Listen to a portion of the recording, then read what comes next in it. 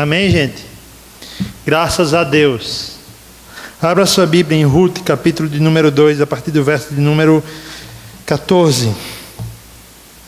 Ruth, de número 2, a partir do verso 14. Você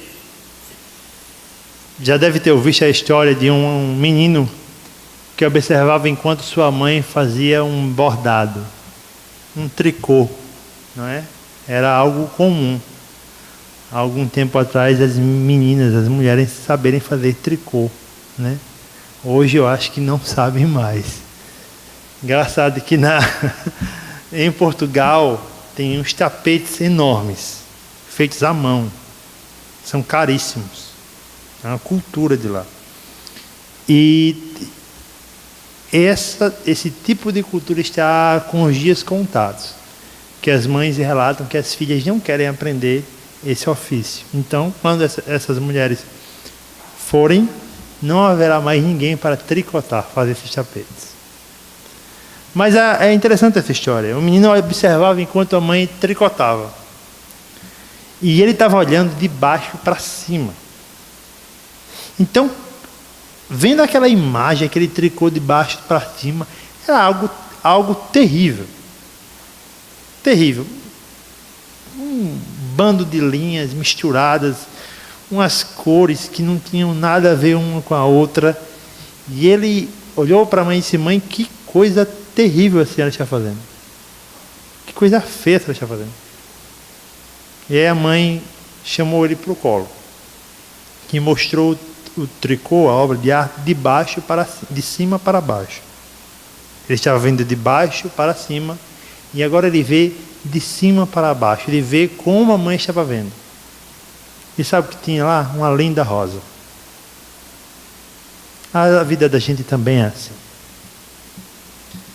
Quando a gente olha de baixo para cima, é terrível. Terrível. Parece um bando de pontas soltas. Nada parece se encaixar. Você está me entendendo?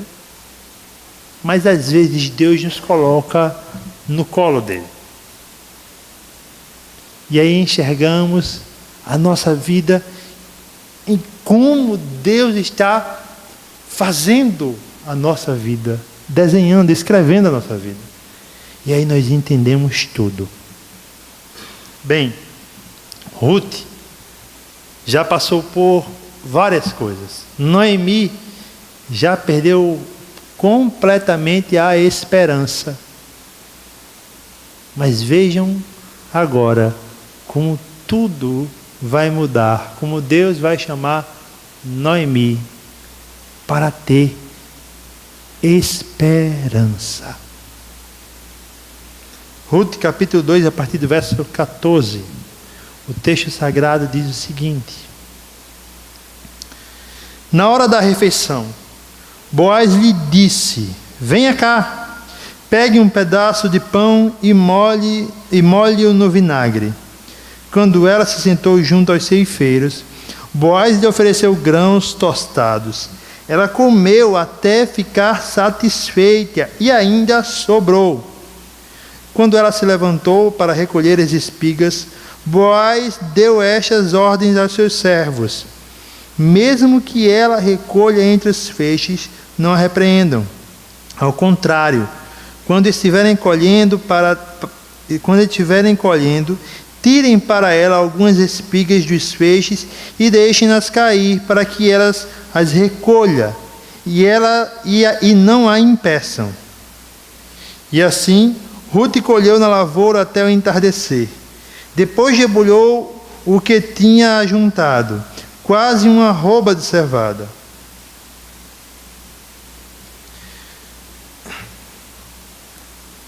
Carregou-a para o povoado, e a sua sogra viu quanto Ruth havia recolhido, quando ela lhe ofereceu o que havia sobrado da refeição. A sogra de Ruth perguntou: onde você colheu hoje? Onde trabalhou? Bendito seja aquele que se importou com você. Então Ruth contou à sogra com quem tinha trabalhado. O nome do homem com quem trabalhei hoje é Boaz. E Noemi exclamou: seja ele abençoado pelo Senhor, que não deixa de ser leal e bondoso com os vivos e com os mortos. E acrescentou: aquele homem é nosso parente, é um dos nossos resgatadores. Obrigado, Deus, pela tua palavra. Obrigado, Pai, porque tu és aquele que nos dá esperança. Tu és aquele que se importa conosco. Obrigado por tudo que tu tens feito nas nossas vidas. É que eu te peço e agradeço. Amém.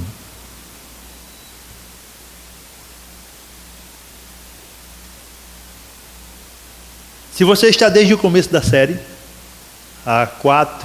hoje é a 4ª pregação, e você já viu o que Ruth passou. Ela foi tomada por decisões importantes, ou tomou decisões importantes. Ela presenciou um grito terrível de amargura. Ela conviveu com mudanças drásticas na vida.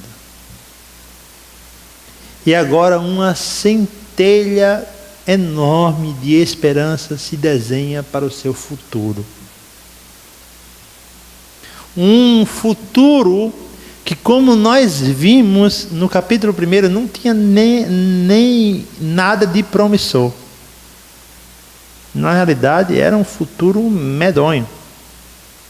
Morrer sozinha, depois que a sua sogra morresse. Mas reparem,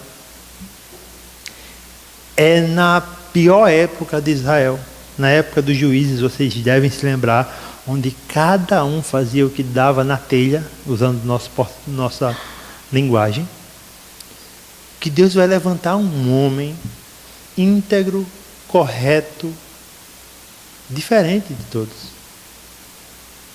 para ser o resgatador daquela mulher.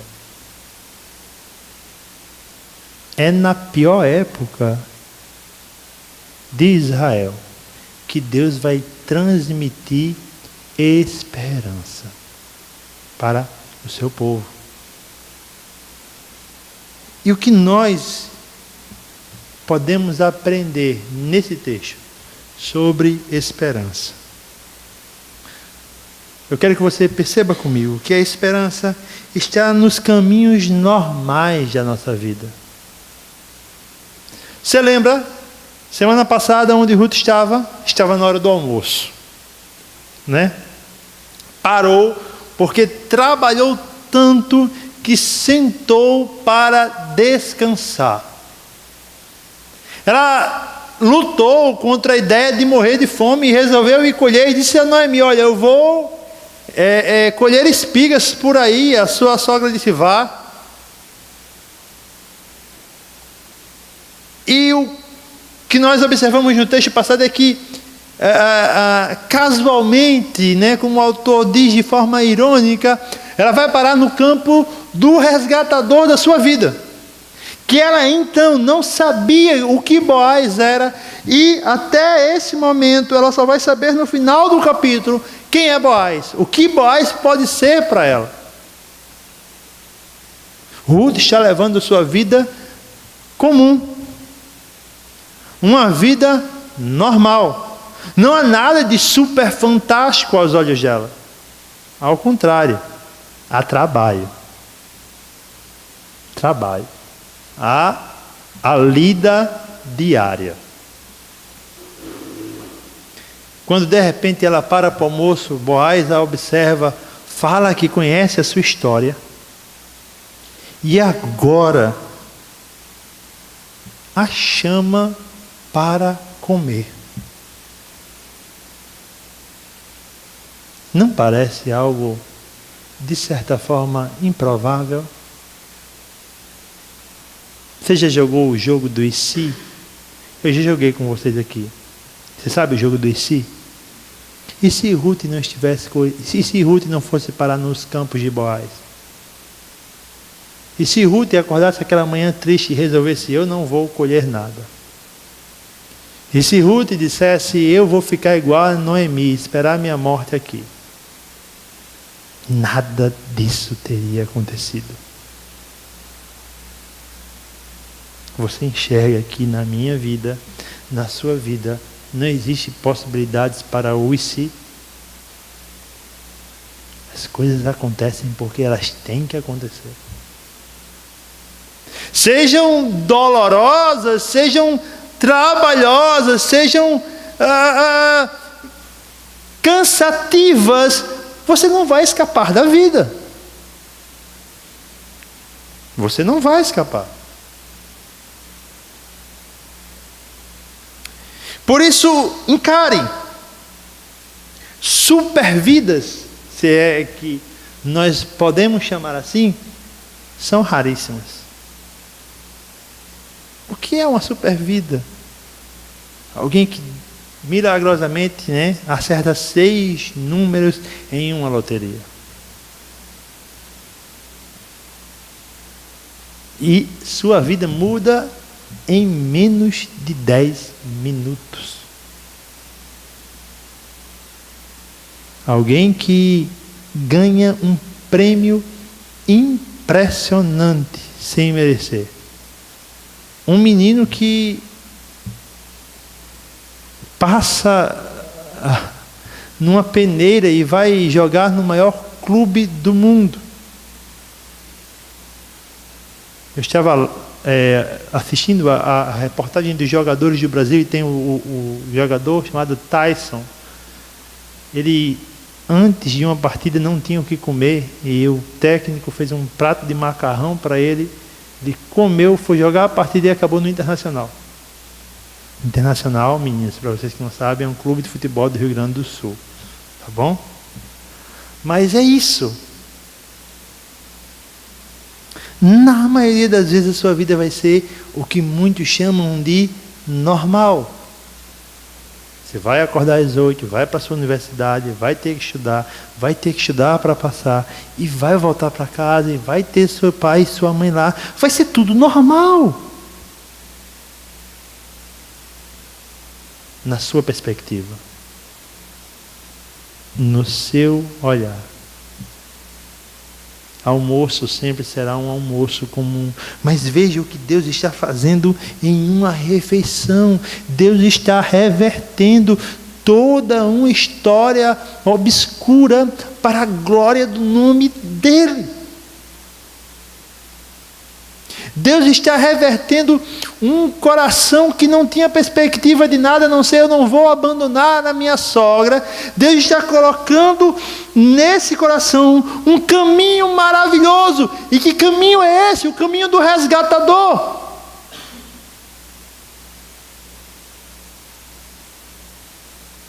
Boaz chama Ruth para sentar e comer. E ele não fecha a mão, se é assim que podemos dizer. Ele deixa a Ruth se alimentar e Ruth se alimenta bem.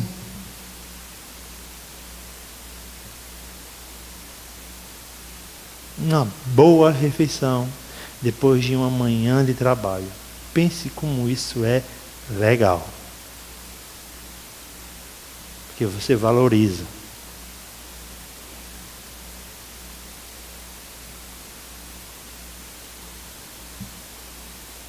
Vejam, Ruth come, se farta-se, e Boaz ainda deixa instruções para que seja facilitada a sua colheita. Em outras palavras, a vida de Ruth, aos olhos dela, não muda depois da refeição.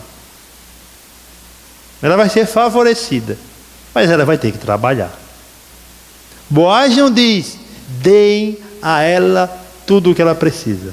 Mas Boaz diz, à medida que ela trabalha, sejam graciosos para com ela. Você já percebeu que nós sempre esperamos que as coisas caiam simplesmente do céu? Eu sou assim. Às vezes nós esperamos que a situação seja revertida de forma assustadora. Às vezes acontece. Acontece, acredita. Às vezes, sem explicação nenhuma, tudo é revertido. E a miséria vira abundância. Mas por vezes, Deus nos abençoará. E por muitas vezes, Deus nos abençoará à medida do nosso trabalho. E não se ache merecedor. Repare o texto. Ruth está trabalhando.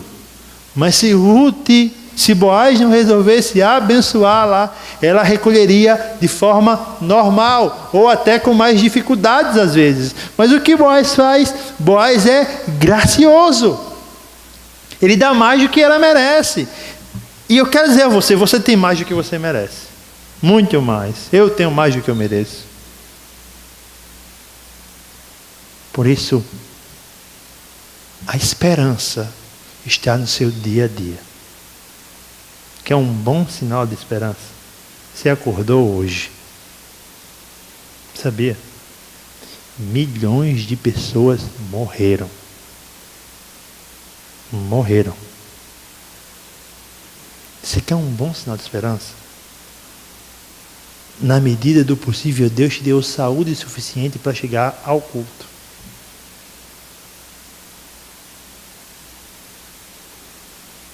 Você já imaginou quantos adolescentes de sua idade não saem mais do quarto?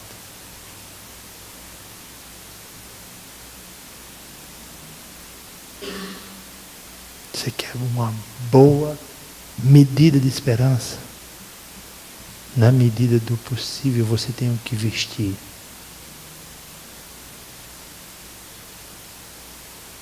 Você não está num gueto nesse momento, como muitos, estragando a sua adolescência. Você não trabalha para o tráfico, como muitos adolescentes no Rio de Janeiro trabalham.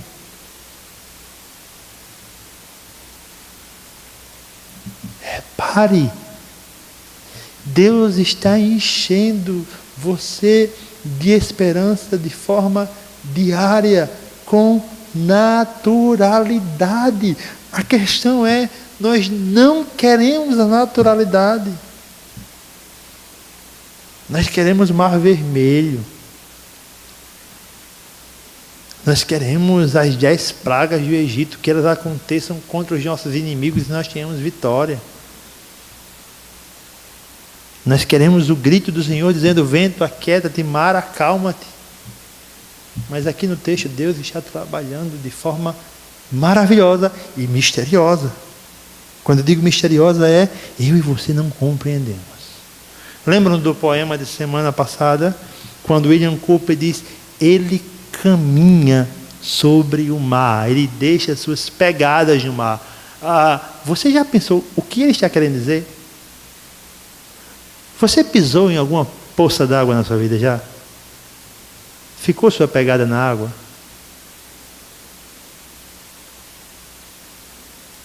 Fica pegado em água, gente?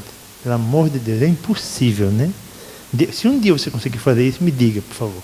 Mas é impossível ficar alguma pegada na água. O que William Cooper quer dizer com isso? Ele caminha e trabalha e nós não vemos. Ele caminha e deixa suas pegadas nas águas. Por isso, o que eu e você devemos fazer? Em primeiro lugar, se você está sofrendo com desesperança, combata ela. Uma forma de combatê-la, use a Escritura. Quando em Lamentações o profeta vai dizer: eu quero trazer à memória aquilo que me dá esperança. E qual é a esperança do profeta? As misericórdias do Senhor renovam-se a cada manhã. A cada manhã, Deus está milagrosamente sendo misericordioso comigo e com você. A cada manhã, Deus está de forma grandiosa poupando-nos de todo castigo. A cada manhã, Deus olha para o seu filho, enxerga o seu sacrifício na cruz, enxerga o preço pago, e através do seu filho, Ele nos chama de seu povo.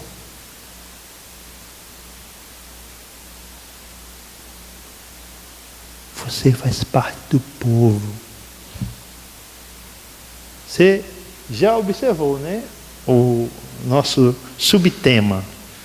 Um Deus misericordioso que nos chama para o seu povo.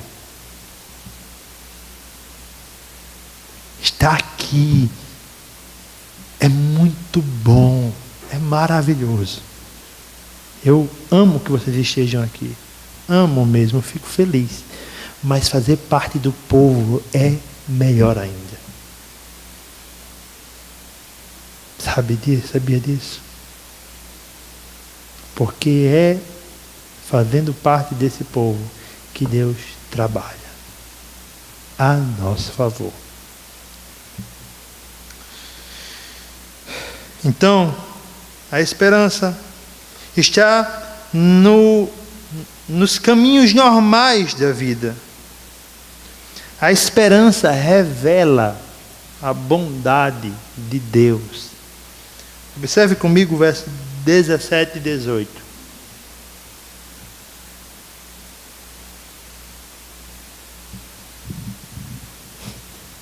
A mulher não para de trabalhar, gente. Se você olha para a Ruth, parece que ela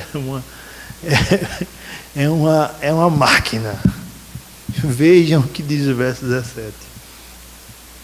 E assim Ruth colheu na lavoura até o entardecer. Certo? 2 expedientes, horário de almoço, 2 expedientes. Você pensa que parou por aí?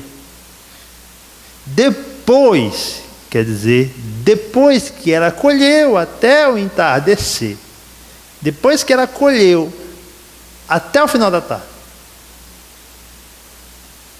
ou até um determinado momento da tarde, ela debulhou o que tinha ajuntado, ela preparou. Não adianta só colher, tem que debulhar. Quase uma arroba de cevada, o que dá mais ou menos entre 20 e 40 litros.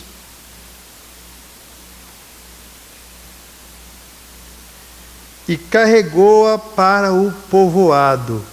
E sua sogra viu quando Ruth havia recolhido. E ela lhe ofereceu o que havia sobrado da refeição.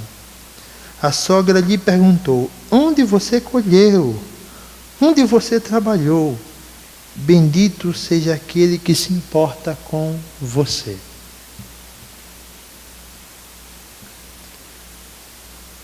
Meu irmão, eu quero dizer a você uma verdade difícil para adolescente. Viver envolve trabalho. Trabalho. Passar no Enem envolve trabalho. Trabalho. Até o entardecer. Às vezes, você ainda tem que debulhar algumas questões de matemática na noite.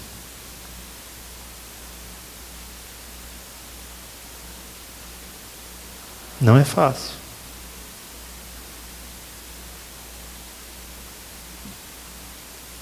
Mas isso não esconde a bondade de Deus. Como nós podemos enxergar a bondade de Deus em um texto tão costumeiro? Volte para o que você leu ainda há pouco e perceba, Ruth, como eu já falei, foi agraciada mais do que a sua capacidade.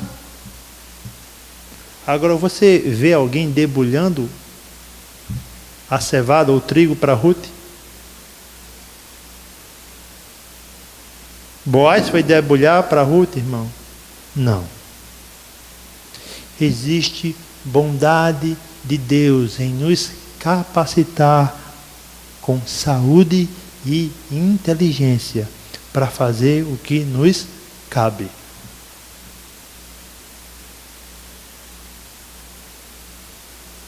Estou lendo um livro chamado Oração, de Timothy Keller.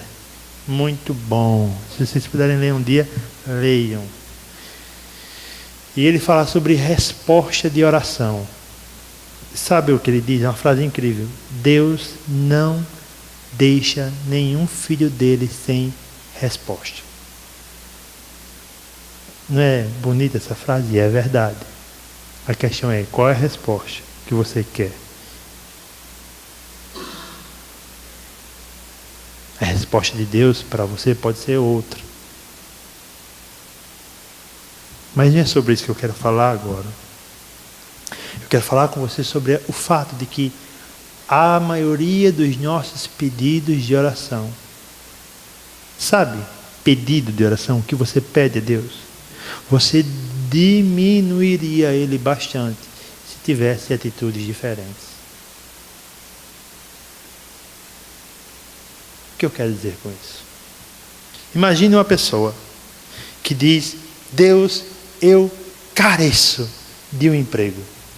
Eu necessito de um emprego. E as portas não se abrem. E imagine que essa pessoa acorda de 11 da manhã, vai jogar videogame e vai dormir de meia-noite, jogando videogame. Me diga, quando uma porta de emprego vai se abrir para essa criatura? Vai cair do céu? Talvez caia e ele não perceba até.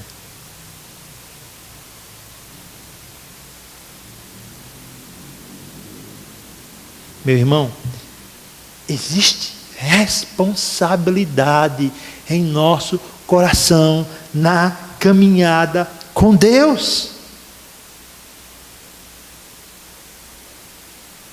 Por isso, meu amiguinho, se esforce. Se esforce. Se você quer se você tem vocação para fazer alguma coisa, não adianta ter vocação e não ter esforço.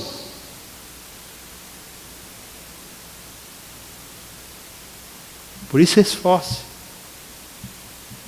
Mas ao mesmo tempo confie na bondade de Deus, porque repare o que acontece neste caso. Noemi olha para Ruth. Gente, lembrem-se, e é interessante como o texto coloca a sogra, até o final do capítulo, aí ele vai falar o nome de Noemi, mas até ali ele fala a sogra de Ruth, a sogra de Ruth, a sua sogra. Lembrem de Noemi no capítulo 1. Ela diz: eu não tenho nada.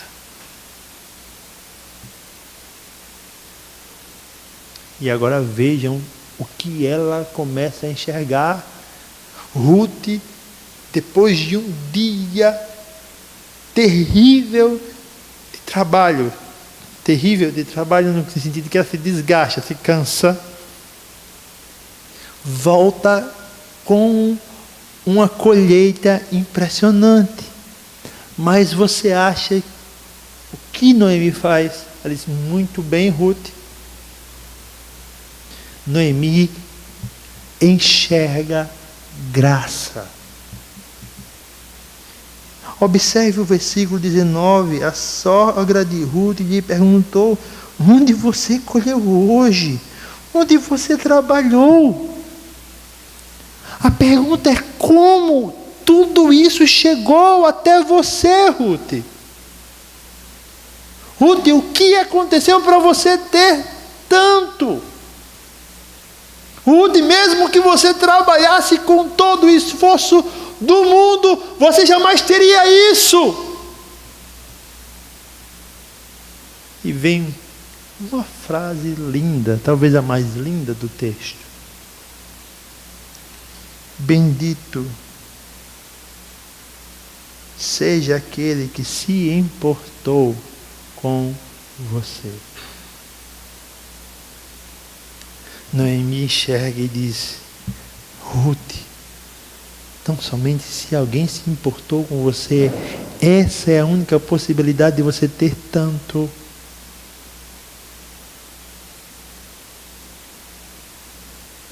Trabalhe, Estude, negão. Dê o gás. Caia de cara nos livros. Mas não se esqueça. Existe alguém que se importa com você. E ele se importa tanto que o filho dele nos diz: imaginem se ele vai dar uma pedra quando você pedir um pão. Se o seu pai carnal não faz isso, que dirá o Pai celestial? Por isso o que eu quero que nós venhamos a pensar a respeito dessa passagem é: esforço não anula soberania. E esforço verdadeiro, lembra-se da graça. A bondade de Deus em nos conceder esperança, uma perspectiva de futuro melhor, não pode também anular em nosso coração a visão de que é o próprio Deus que está fazendo isso. Nós temos mania de dizermos: foi com nosso esforço, foi porque eu mereci, foi porque eu fiz, eu consegui porque eu passei a noite estudando. Certamente, mas se Deus não colocasse graça em sua mente, você não aprenderia aquela questão.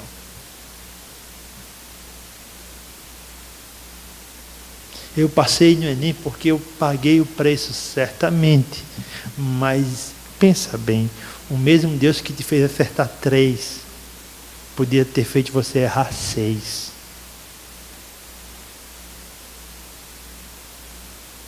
Você já parou para pensar sobre isso? Se Deus quisesse, irmãos, e aí eu coloco bem, de uma forma bem trabalhada, se Deus quisesse que você tivesse uma nota melhor no Enem, Ele te lembraria de mais coisas. Como também, se Ele quisesse que você tivesse uma péssima nota no Enem, Ele faria com que você esquecesse várias coisas. Contudo, você estudou e Deus te deu graça na prova.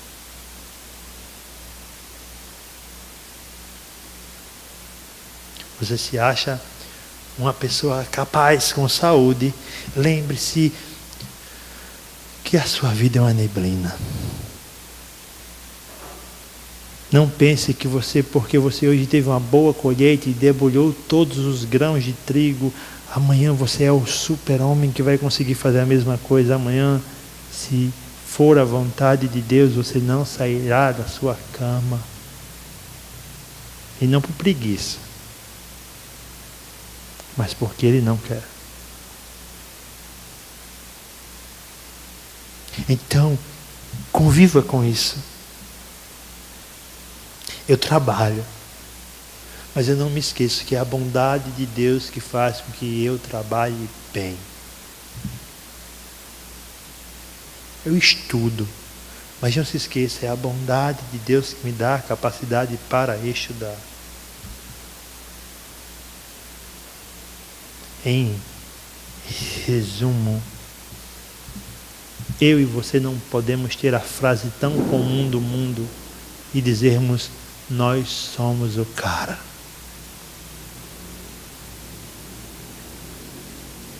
Ele é o cara. Ele é o cara. Ele trabalha por nós. E Ele se importa com cada um de nós. E a maior prova de que Deus se importa conosco não está no agora. Lógico, ela tem efeitos para o agora. Mas a maior prova foi há mais de 2000 anos, quando o filho dele morre numa cruz. Quando você não se importava com Deus, Deus se importou com você, dando o filho dele para morrer no seu lugar. Sabe o que é interessante? Até o sacrifício de Jesus tem a ver com trabalho. Porque em Isaías 53 vai dizer: e ele verá o fruto do seu penoso trabalho e ficará satisfeito. E eu não me recordo a pessoa quem eu li agora, mas é assombroso Deus ficar satisfeito conosco. É assombroso. É incrível isso.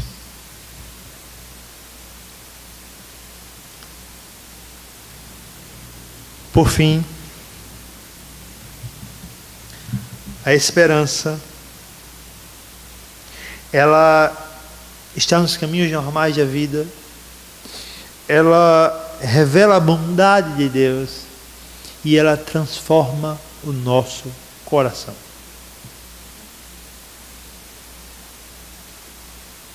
A partir do verso 19, vai nos dizer o seguinte: a sogra lhe perguntou: onde você colheu isso? Onde trabalhou? Bendito seja aquele que se importou com você.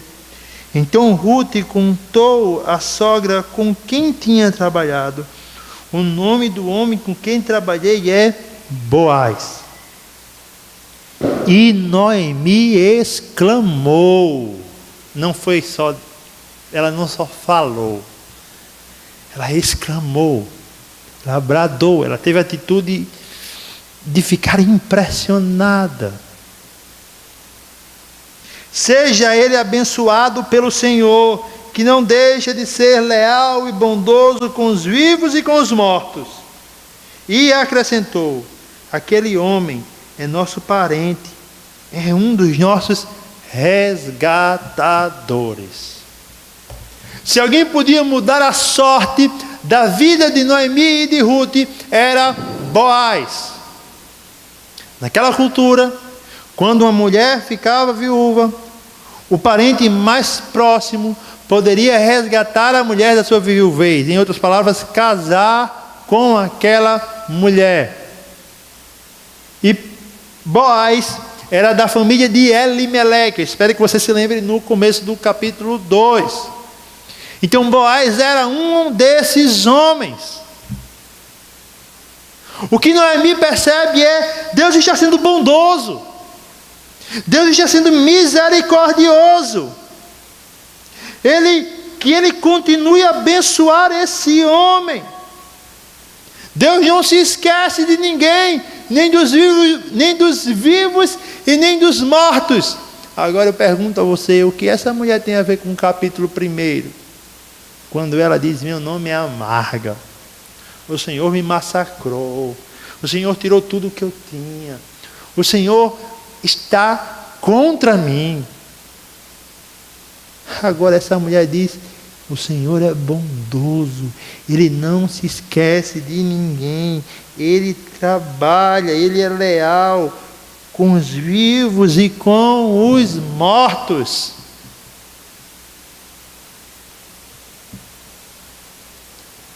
Aquela história que acontece com Ruth muda o coração de Noemi, porque Noemi enxerga a esperança.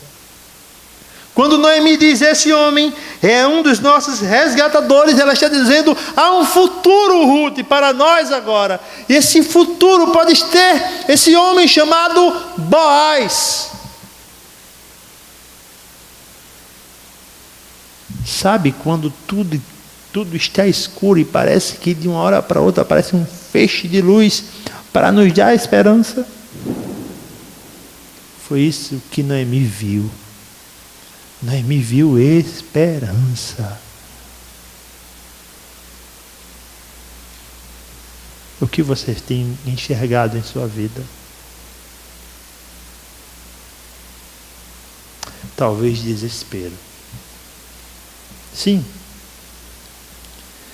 nós costumamos enxergar desespero em nossa vida. As coisas estão difíceis, Antônio.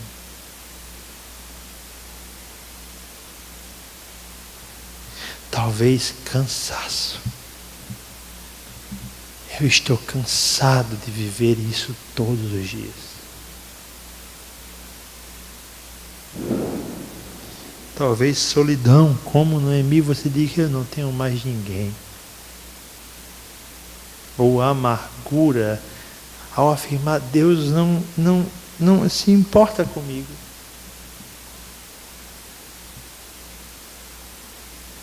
Eu quero dizer a você e afirmar para você,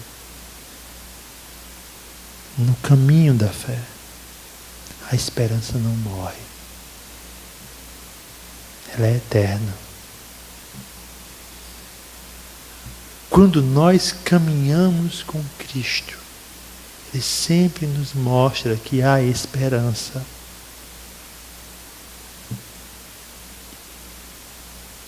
Para o futuro. Por vezes, as coisas continuarão pesadas e complicadas aqui. Mas lembre-se, a nossa maior esperança é o céu. Você já imaginou quando você não vai estar cansado depois de um dia inteiro de trabalho, porque seu corpo será perfeito? Você já imaginou que quanto tantas outras pessoas que têm mansões? Hoje eu me impressionei aqui atrás, quando eu vi a casa construída aqui atrás da igreja, eu disse, meu Deus do céu, parece que tem heliporto naquela casa, não sei. Fontes dizem, fontes. Mas que casa, eu fiquei abismado, eu olhei e disse, meu Deus, que casa incrível. Parece um fórum. Eu digo, meu Deus, é o fórum de João Pessoa transferido para cá. Linda. Mas a minha casa no céu será melhor. Sabe? A sua casa no céu será melhor. Ela não será de tijolo, gente. Nós habitaremos com o Senhor. Quando o Apocalipse nos diz que a cidade é o próprio Deus, é que nós estaremos para sempre com Deus ali. Por isso, pense muito bem. Ruth só soube que Boaz era seu resgatador no final daquele dia.